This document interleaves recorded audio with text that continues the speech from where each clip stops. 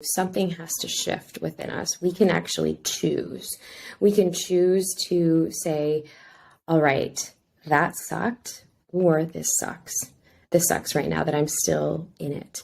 Because the victim, it keeps us safe. It keeps us in that container, and it keeps us wallowing there.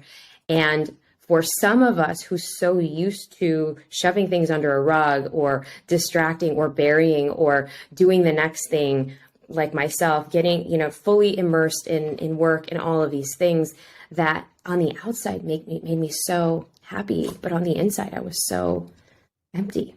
And I think that is the biggest thing that we can do for ourselves, is to really cultivate that radical self-awareness.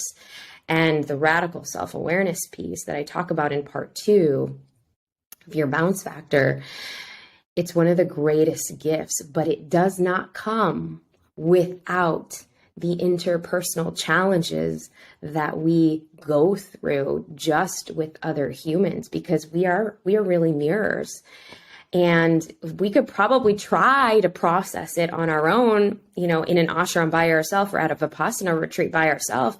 But those things are still going to come when we are relating with other people that we actually love.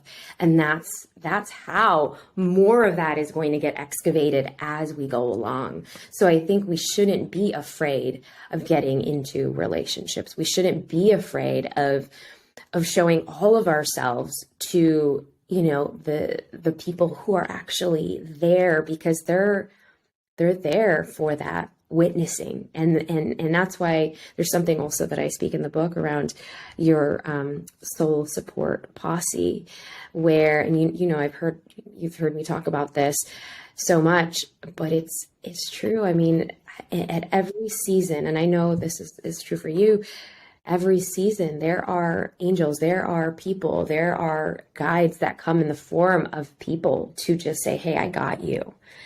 We can resist it, or we can actually notice when that's happening, because they are there to usher you into that next evolution of yourself, whether it's through holding that space, whether it's through just being a mirror for maybe some of our own insecurities, and maybe just to forge a deeper relationship with yourself.